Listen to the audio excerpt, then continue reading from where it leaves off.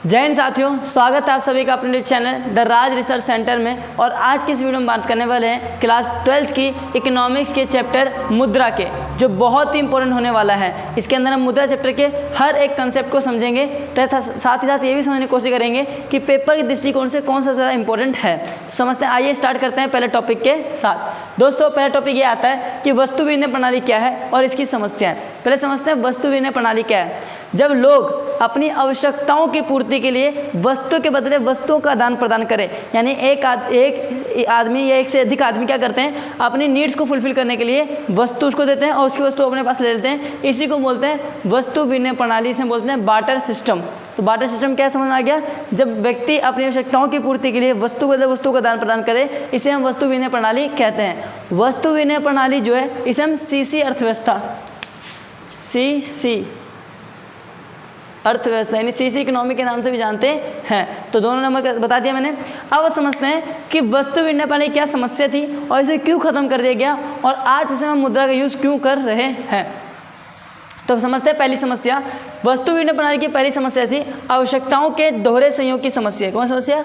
आवश्यकताओं के दोहरे संयोग की समस्या। यानी इसके अंदर हमेशा अदाकर्ता और प्राप्तकर्ता के बीच आवश्यकता का दोहरे संयोग का अभाव रहता था। कहने का मतलब ये है कि मान लीजिए कि दो व्यक्ति है, एक का नाम ए है और एक का नाम बी है। ए को चाहिए आम और बी को चाहिए सेब। अगर ए के पास सेब होगा तो बी को दे देगा और बी के पास आम होगा तो ए को दे देगा। इससे क्या होगा, एक दूसरे की वस्तु हम ले दे सकते हैं। ठीक है, यहाँ तक समझ में आ गया। इसीलिए लेकिन हमेशा क्या होता था कि इसको जो चीज़ की ज़रूरत है वो इसके पास होती नहीं थी और इसको जो चीज़ की ज़रूरत है वो उसके पास होती नहीं थी। इसीलिए आवश्यकताओं के दोहरे संयोग की समस्या का हमेशा अभाव रहता था। दूसरा, मूल्य के सर्वमान्य मापक इकाई का अभाव। हमेशा अभाव रहता था कि किस वस्तु को कितने मूल्य होगा। एग्जाम्पल के लिए, अगर कोई आदमी पूछे कि मुझे मैं आपको 1 किलो गेहूँ दूँ, तो इसके बदले क्या आप मुझे को 5 किलो चावल देंगे? नहीं। क्यों? ये मूल्य का अभाव रहता था। अब मैं बोल दूँ 1 kg ग्राम सोना और मैं 1 kg ग्राम गेहूँ दे दूँ, क्या हो पाएगा? नहीं। इसीलिए इसमें मूल्य के सर्वमान्य मापक इकाई का अभाव रहा करता था। अगला, स्थगित भुगतान की मापक इकाई का अभाव। किसका अभाव? स्थगित भुगतान की मापक इकाई का अभाव। इसका मतलब ये हुआ कि हमेशा फ्यूचर पेमेंट कराया जाता था। फ्यूचर पेमेंट दिक्कत ये आती थी कि मान लो आज के समय 2023 में मान लिया कि मैंने आपको 10 कुंटल या 10 टन गेहूँ दी। फ्यूचर पेमेंट, भविष्य में जब आप मुझे 10 टन गेहूँ दोगे तो हो सकता है जो गेहूँ आप दे रहे हो उसकी क्वालिटी में कमी आ जाए, हो सकता है इस गेहूँ में कीड़े पड़े हों। तो इसीलिए फ्यूचर पेमेंट यानी स्थगित मापक इकाई का अभाव रहता था कि आने वाले टाइम में कैसे पेमेंट करेंगे। तो पहला, आवश्यकताओं के दोहरे संयोग का अभाव। दूसरा, मूल्य के सर्वमान्य मापक इकाई का अभाव। और तीसरा, स्थगित मापक इकाइयों का अभाव। अगला आता है मूल्य के संग्रहण की समस्या। दोस्तों, वस्तु विनिमय प्रणाली में सबसे बड़ी दिक्कत आती थी स्टॉक करने की प्रॉब्लम। स्टॉक करने की प्रॉब्लम क्यों आती थी? क्योंकि समझिए, गेहूं, चावल ये सब क्या होते हैं? कच्चे माल होते हैं और इसके सही से संभाल के नहीं रखा गया तो बहुत ही जल्दी सड़ गल जाते हैं। इसकी बहुत बड़ी समस्या होती थी। तो मूल्य की संग्रहण की समस्या और अंतिम में हस्तांतरण की समस्या, यानी कि एक जगह से दूसरे स्थान पे वस्तु को ले जाना और लेके आने की बहुत ज़्यादा दिक्कतें हुआ करती थी। इन्हीं को देखते देखते इन सभी समस्याओं का कारण अंत में वस्तु विनिमय प्रणाली समाप्त कर दिया गया और लेके आया गया मुद्रा को। किसको लाया गया दोस्तों? मुद्रा। मुद्रा क्या है? मुद्रा वह कोई भी इकाई जो विनिमय के माध्यम से स्वीकार्य किया जाता है। यानी मुद्रा व कोई भी इकाई, यूनिट हो सकती है या कोई भी वस्तु हो सकती है जो विनिमय के माध्यम में हर जगह एक्सेप्ट किया जाता है, स्वीकार किया जाता हो। ऐसी वस्तु या ऐसे इकाई को हम क्या बोलते हैं? मुद्रा कहते हैं। यहाँ समझ आ गया। अब क्वेश्चन पेपर में आपके सिलेबस में दोस्तों वस्तु विनिमय प्रणाली को ख़त्म कर दिया गया है। तो आप सोच रहे होंगे कि हमने पढ़ा क्यों, है कि नहीं? जब इसे सिलेबस से हटा दिया तो आपने क्यों पढ़ाया और क्यों कराया? दोस्तों, ये आपके सीबीएसई बोर्ड के एग्जाम से हटाया। कहाँ से हट गया? सीबीएसई, यानी फाइनल टर्म में जो होगा आपसे ये क्वेश्चन पूछेगा ही नहीं। लेकिन आपके जितने मिड टर्म एग्जाम होंगे उसमें तो ये आएगा कि बताओ वस्तु विनिमय प्रणाली की समस्या क्या है। और सीबीएसई का पता नहीं कब पैटर्न चेंज कर देती है, कब नया पैटर्न ला देती है, तो आपको सभी पढ़ना है। तो पहला ये टॉपिक समझ में आ गया होगा कि वस्तु विनिमय प्रणाली की क्या है, इसकी क्या क्या समस्या थी, और इन समस्याओं को खत्म करते क्या आ गया, मुद्रा। अब आपसे पूछेगा कि मुद्रा के कार्य बताओ, तो आप इसी को उल्टा कर ली देना कि मुद्रा जो है ये आवश्यकताओं के दोहरे की समस्या को समाप्त करती है। मुद्रा जो है मूल्य के सर्वमान्य मापे इकाई के भाव समस्या को समाप्त करती है। मुद्रा जो है ये स्थगित मापे इकाई का समाप्त करती है। मुद्रा जो है स्टॉक की समस्या को समाप्त करती है। मुद्रा को ट्रांसफर करना बहुत ज़्यादा आसान होता है। इसी कारण से वस्तु विनिमय प्रणाली को समाप्त कर दिया गया और क्या लाया गया, मुद्रा लाया गया। यहाँ समझ में आ गया होगा। अब समझते हैं मुद्रा के प्रकार। मुद्रा के टोटल 4 प्रकार हैं। इन चारों में से कोई एक या दो आपके पेपर में सबसे ज़्यादा आज तक ये आया है और एक आया ये, तो आपको पढ़ लेना है कि कौन सा पेपर में सबसे ज़्यादा पूछा गया है कि मुद्रा कितने प्रकार हैं, पेपर में आना तय है। समझते हैं करके। पहला आता है आदेश मुद्रा, दूसरा आता है न्यास मुद्रा, तीसरा आता है पूर्णकार्य मुद्रा, चौथा आता है साख मुद्रा। पहले समझो जो मुद्रा है वो भारत के अंदर 1 रुपये के नोट और सिक्के को छोड़ के सभी प्रकार के नोट और सिक्के वो आरबीआई जारी करती है। 1 रुपये के नोट और 1 रुपये का सिक्का केवल वित्त मंत्रालय जारी करता है, जो भारत के अंदर 4 जगह है, 2 हैदराबाद में, 1 पश्चिम बंगाल में और 1 नोएडा में। ठीक है, तो समझते हैं मुद्रा के प्रकार। मुद्रा का जो पहला प्रकार आता है वो आता है आदेश मुद्रा। दोस्तों आदेश मुद्रा वह मुद्रा होता है जो किसी के आदेश पर जारी होता है, जैसे कि 10 रुपये के नोट, 10 रुपये के सिक्के, ये सब वगैरह, ये सब कौन सा आएंगे, आदेश मुद्रा। न्यास मुद्रा वह मुद्रा होता है जो किसी अदाकर्ता और प्राप्तकर्ता के बीच में मान्यता प्राप्त होती है, बल्कि सरकार इसको मान्यता नहीं देती, यानी यह अदाकर्ता और प्राप्तकर्ता के बीच विश्वास को बताता है, इसे बोलते हैं न्यास मुद्रा। उदाहरण के लिए चेक। चेक जो होता है दोस्तों वो अदाकर्ता और प्राप्तकर्ता दोनों के बीच विश्वास होता है, ये सरकार द्वारा मान्यता प्राप्त नहीं होती।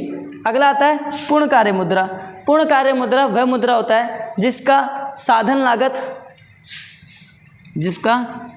लागत यानी किसी वस्तु बनाने कितना पैसा लगा वो बराबर होता है इसके बाजारी मूल्य के।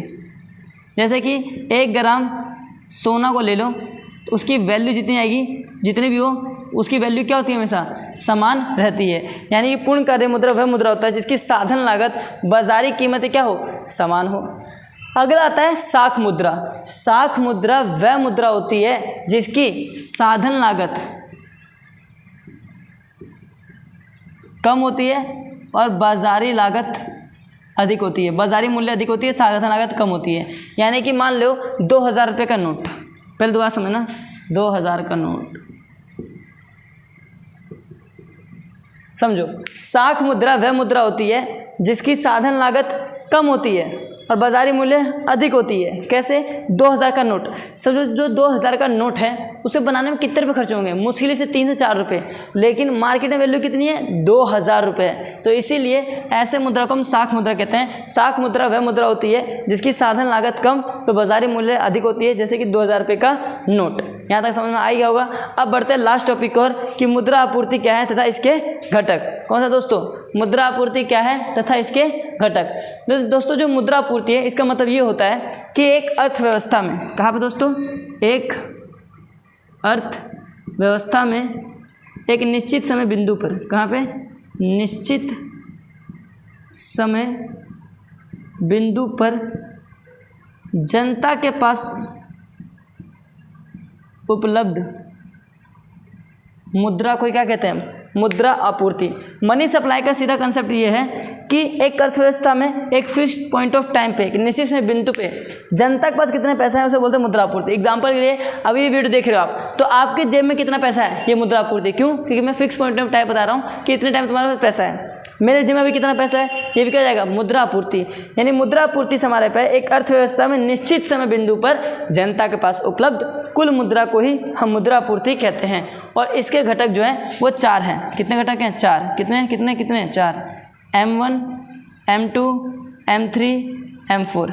आपके सिलेबस से M2, M3, M4 हटा चुके हैं, केवल M1 आ रहा है। हुआ क्या था दोस्तों, पहले हम M1 का यूज़ करते थे 1967 से लेकर 1968 तक, लेकिन आरबीआई ने इसे क्या कर दिया, बड़ी भूमिका अदा कर दी और M1 से M4 तक लेके चले गए। बट आपके सिलेबस में M2, M3, M4 रीड है, आ क्या रहा है, केवल M1 आ रहा है। तो M1 जो होता है वो याद करने का एक ट्रिक है, सी प्लस में डी डी प्लस में ओ डी।